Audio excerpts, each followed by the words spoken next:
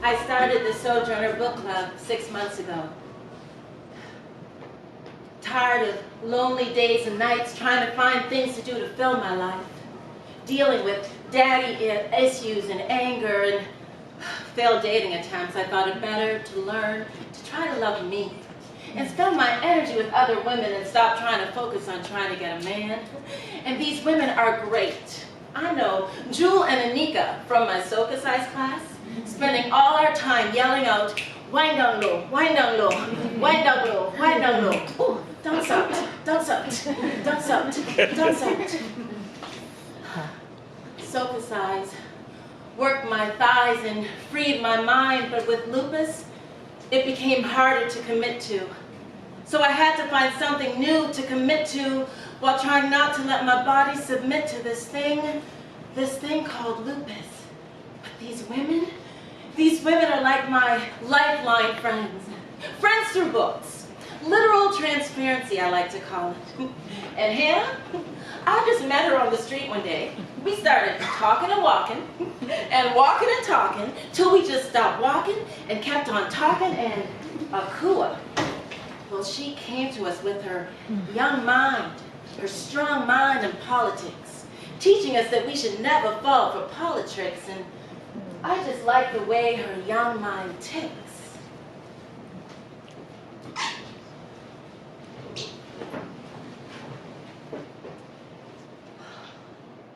The bushes ripped at her flesh as she ran on torn feet through rushing water. Hearing dogs in the distance, she wondered if they were searching for her, and she lowered her body into the cold ripples while holding on to thin reeds. Hands ripped open with old wounds from picking cotton, Micah knew that she could get caught.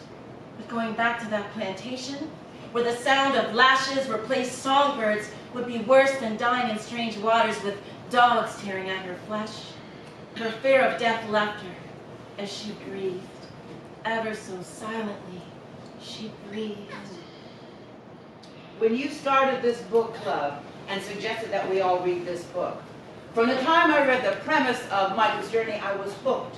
Then when I read those pages of pain, it was like I was knee-deep in my own pain, wading through the water, but oh, God, get trouble in that water. Oh, I'm ashamed.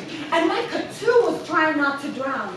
Even when she was in pain, she could not make a sound. There was something in that water that was holding her down.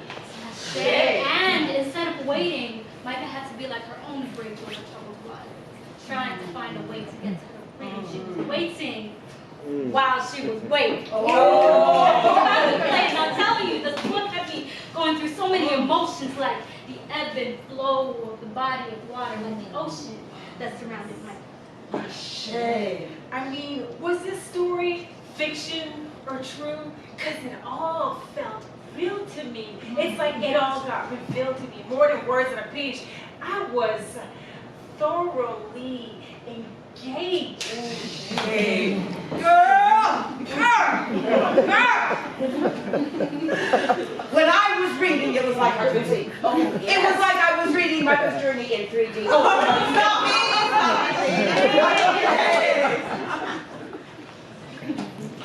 Ashe, ashe, ashe, ashe, ashe, ashe, ashe,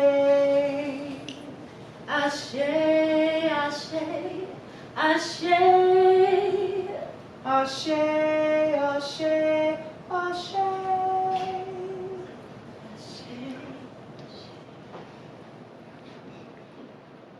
I was fine.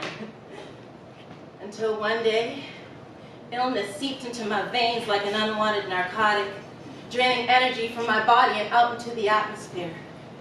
Outside, looking like everyone else, but my invisible illness, like a butterfly's been taking shape inside my vital organs. With bones becoming more brittle, inflammation makes walking hurt, turning sidewalks into mountains and beds into places where I wish to reside. Lupus, they said. And how strange was it that I had friends with lupus, but now it was my turn? And it's not easy wondering how I can still earn when I am tired all the time. Newly diagnosed, wondering if life is giving me a dose of a fate to face or a challenge that I'm not ready to erase. This invisible illness has my body not able to move when it wants to, groove when it wants to. So used to being the energetic one, my mind has not accepted the realities of my body. I mean, seriously, it's like my mind is playing tricks on me as I wake up each morning, imagining that I am still the person that I used to be, but I can't just jump out of bed like I used to. I know I need to change my diet, but I refuse to. So much has changed that I don't want to rearrange all my life. I want to remember who I was before I became the face of an illness, this clueless, ridiculous, conspicuous, ambiguous, torturous, continuous lupus.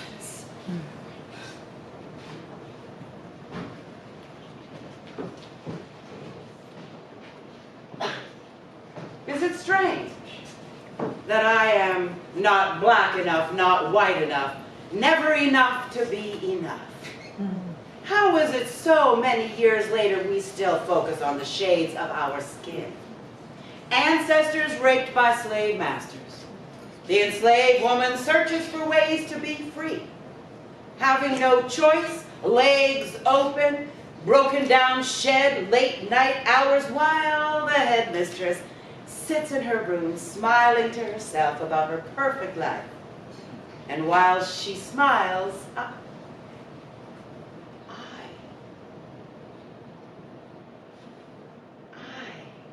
silently scream inside, wanting the stench of his whiteness and body to be away from me.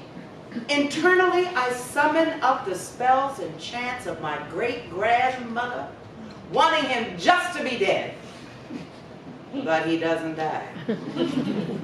Instead, late at night, 4 to 5 times a week, I am dragged to this dirty place to do his dirty work.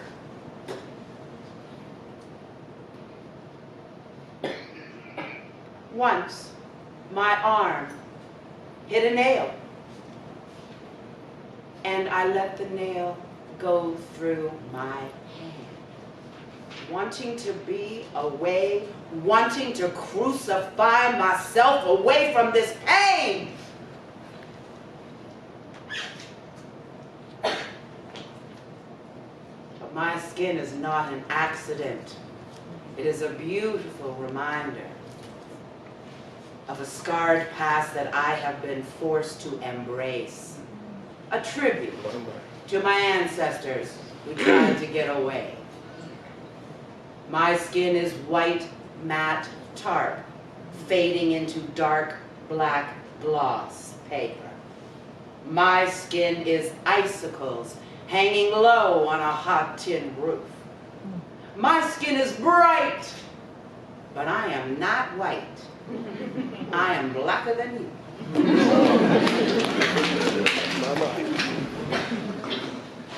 Blacker than me?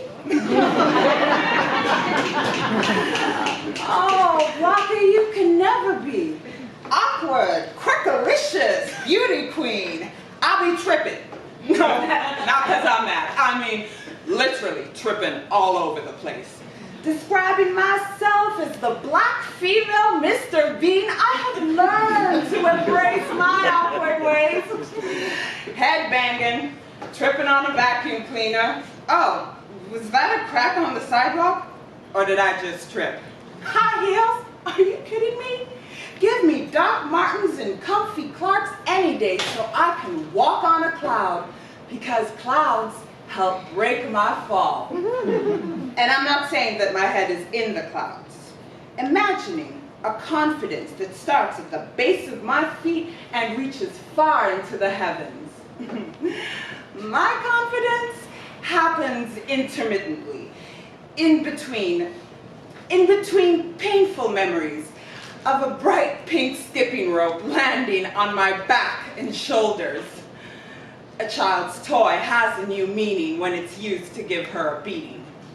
My confidence happens in spurts, in between memories of drowning in big hands dipping my face in water, big hands full of water covering my nose and mouth because I, for some reason, never seem to wash my face in the right way. But still, I try to hold my head up, but my head is always down, trying to dodge those big hands swinging at little girl me too afraid to let out the screams building up inside. So when the pain came, I kept it inside by biting into my skin. For if I could move the pain someplace else, I would not have to focus on the emotional pain building up inside of myself. Long sleeves cover the physical scars left by the emotional scars. For biting into my skin became my medication, my relief from the abuse. Now, grown into this awkward beauty queen, starring in misfit life pageants. How long is this awkward stage supposed to last? Can the beauty I feel within outlive the painful memories of my past? I ask myself that every day. Can the beauty I feel within outlive the painful memories of my past? Do I have to be my past? Who am I without my past? Perhaps this too one day shall pass.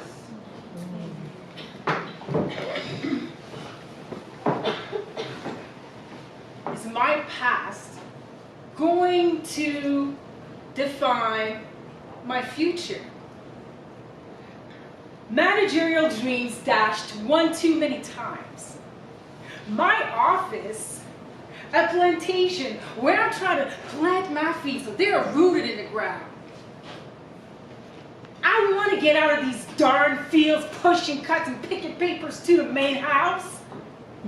How can I ever be a CEO or a head executive if they keep cutting my dreams instead of executing my dreams? Been in here for 10 years and still looked down upon as if I don't belong here. How long is it going to take for me to earn my place in this space? CEO dreams of CEO dreams, and see, I owe money for trying to build dreams, and see, I owe student loans, and see, I owe condo fees, and see, I owe car payments because my car is a lease. See, I owe to myself not to let the bills increase as I'm trying to build all of my CEO dreams. Briefcase and toe power suit pressed, and I am dressed to the nines. My high heels are too tight, and bear scars from trying to climb the corporate ladder in other people's shoes. My blue suit, a replica of the blues I feel each night when I lay in bed, defeated by watching co-workers rise to the occasion of promotions and bonuses when my reward seems to be to stay where I am, do what I'm told. Do not pass go, do not question the status quo. And still, I rise each morning armed with a skirt suit of armor to protect me from the harmful elements of society that bring me down.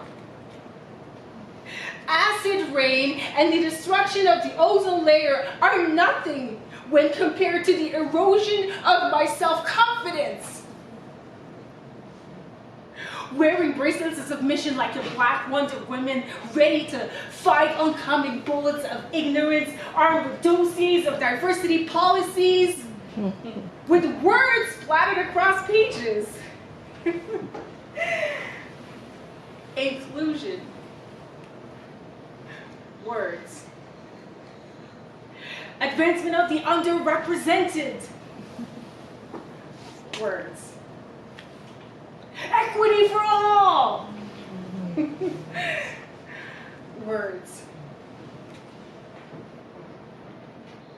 They're all just words.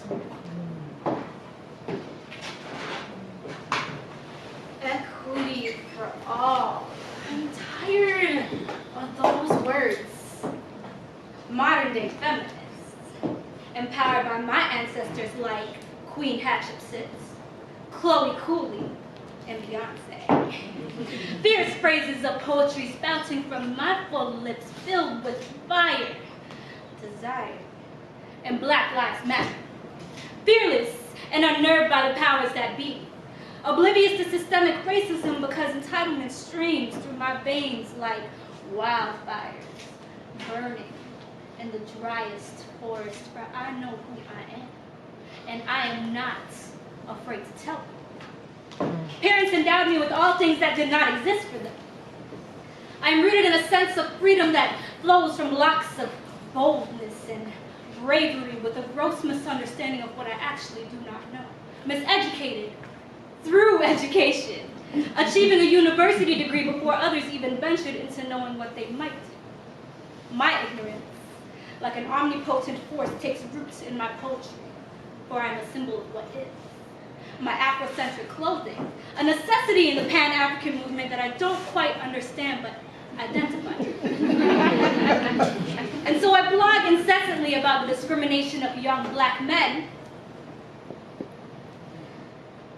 like Khalif Brown,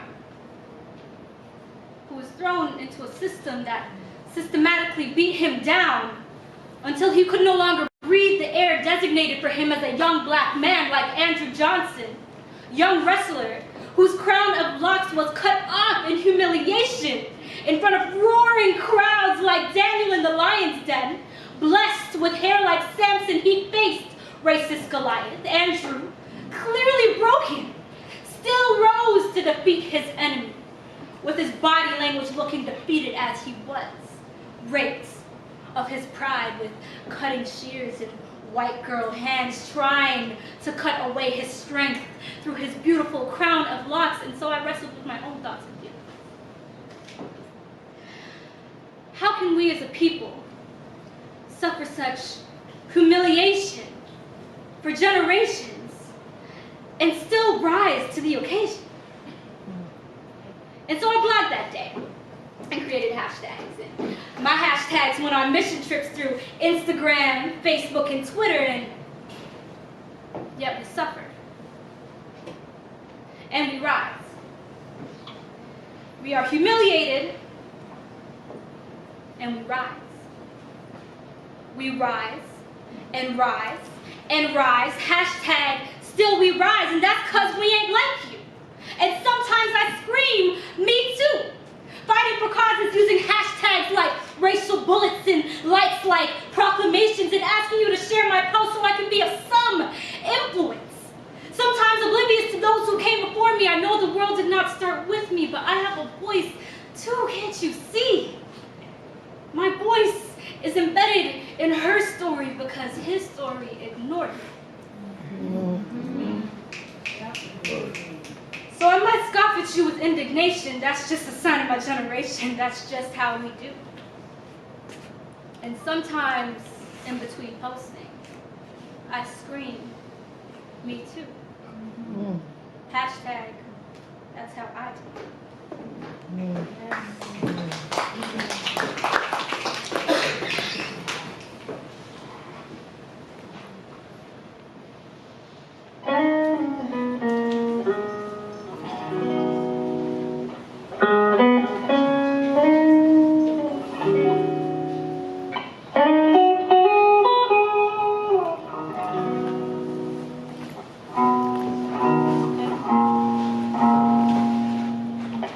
I used to let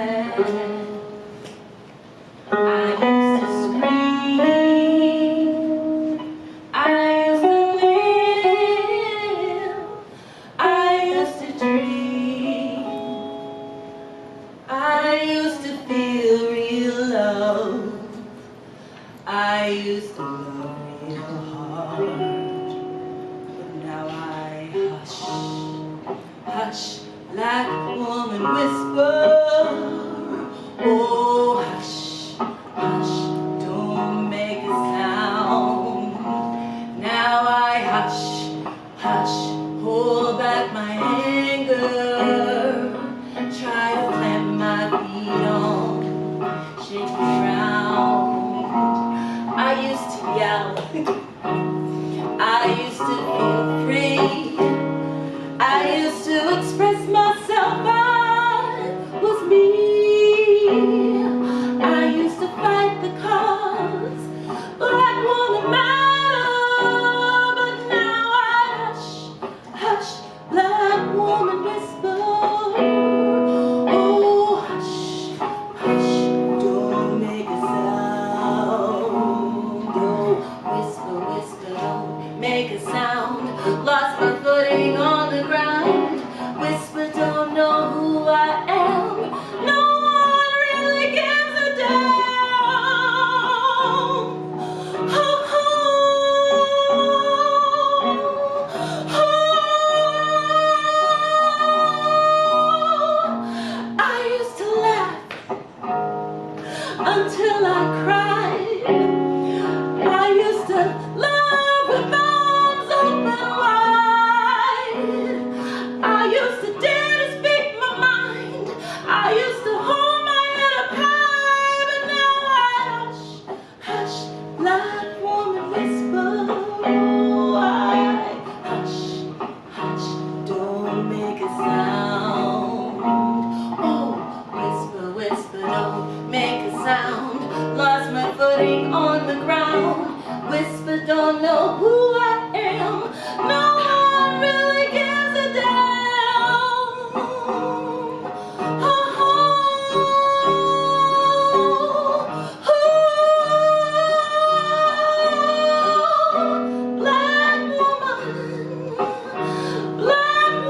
hush, black woman, hush, hush, black woman, hush, hush, black woman, hush, hush, whisper,